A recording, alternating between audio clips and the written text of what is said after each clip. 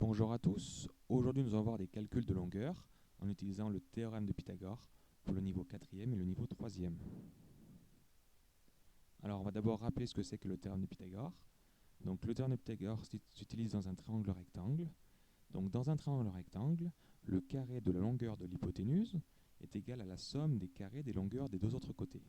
Donc je rappelle que l'hypoténuse c'est le côté qui est en face de l'angle droit et le carré c'est le nombre fois lui-même.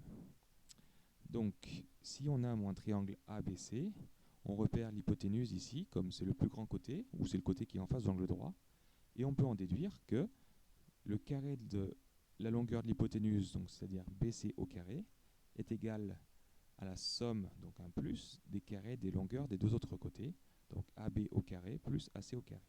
Donc ça, c'est l'égalité du théorème de Pythagore qui va nous permettre de faire plein de choses.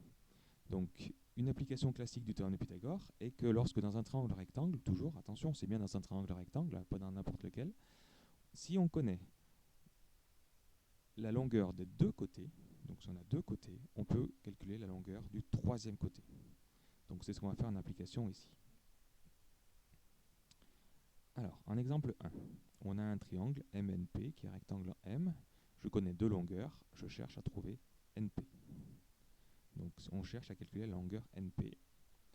Alors la démonstration est la suivante. Donc déjà il faut bien situer dans un triangle rectangle. Donc on sait que le triangle MNP est rectangle en M. Donc ça c'est la première phrase. Ensuite on va pas citer tout le théorème de Pythagore à chaque fois, à moins qu'on vous l'impose. Mais sinon on peut dire d'après le théorème de Pythagore on a. Et là on va écrire donc l'égalité du théorème de Pythagore. On sait que c'est le carré de la longueur de l'hypoténuse qui est égal à la somme des carrés des longueurs des deux autres côtés. Donc déjà, il faut repérer l'hypoténuse. D'ailleurs, c'est celle qu'on cherche ici. C'est NP. Donc NP au carré, qui est égal à la somme des deux autres côtés, au carré. Donc ici, c'est le théorème de Pythagore, entre guillemets, dit facile, parce qu'en en fait, on cherche l'hypoténuse. Vous allez voir pourquoi. Donc ici, après, on va remplacer les valeurs. Donc NP au carré, donc MN au carré, je peux le remplacer par 4,8. Et MP au carré, je peux le remplacer par 3,6. Après, j'utilise ma calculatrice pour faire les carrés. Je ne veux pas m'embêter à faire autrement. Donc 4,8 au carré, c'est 4,8 fois 4,8. Donc on a vu sur la calculatrice qu'il y a une touche pour mettre au carré. Et pareil pour 3,6 au carré. Dans la partie de droite, maintenant, on peut additionner les deux nombres. Ça fait 36. Et donc je me retrouve à NP au carré égale à 36. Moi, ce qui m'intéresse, c'est pas NP au carré, mais c'est NP. Et on a vu une touche qui permet de passer du carré à la valeur normale.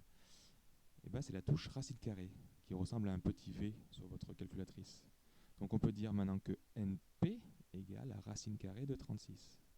Bon là ça se fait de tête, il n'y a pas de souci, mais sinon la calculatrice, ça fait 6. Petite phrase de conclusion, le segment NP mesure 6 cm.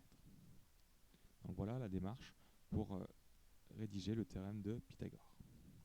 Donc ici c'était le cas facile parce qu'on cherchait l'hypoténuse, et ici il n'y a pas de difficulté, ça se fait très bien. On va faire un deuxième exemple, un cas un peu plus compliqué, où cette fois j'ai un triangle rectangle en Z, et je donne deux longueurs, donc je peux calculer la troisième, sauf que celle que je cherche c'est un côté de l'angle droit. Donc on calcule la longueur ZG, donc vous verrez que ici en faisant les calculs, on ne va pas trouver sur un nombre entier qui se termine, on va trouver une valeur approchée, et on en donnera une valeur approchée au dixième près. Donc ici, on sait que le triangle ZAG est rectangle en Z. Donc toujours, d'après le théorème de Pythagore, on a. Alors, il faut que je repère l'hypoténuse. L'hypoténuse qui est GA, donc je commence toujours par GA au carré, ou AG, c'est pareil, est égal à la somme des deux autres côtés au carré, donc ZG au carré plus ZA au carré. Attention, c'est pas parce qu'on cherche à calculer ZG qu'on va commencer l'égalité par ZG au carré. Non, c'est d'abord l'hypoténuse.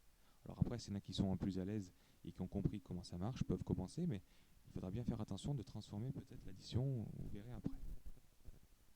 Donc ici, on remplace les valeurs. Donc ici, 7 au carré égale ZG au carré plus 5 au carré. Donc 7 au carré, 7 fois 7, 49, et 5 au carré, 25. Donc ici, on se retrouve avec ça. Mais moi, ce que je veux, c'est ZG au carré, qui est au milieu. Alors on va faire un tout petit exemple à côté, on va sortir un peu de là, une petite explication pour comprendre comment ça marche. Donc je vous pose la question, si jamais on a ça, 10 égale point d'interrogation plus 7.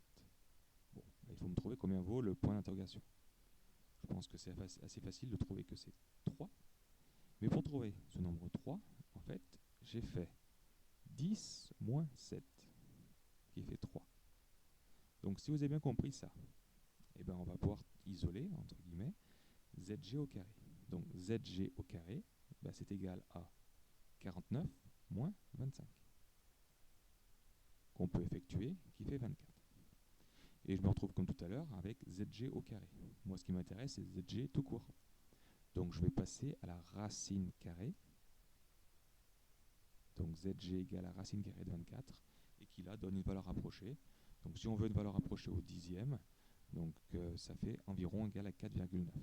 Donc on peut dire que ZG mesure environ 4,9 cm.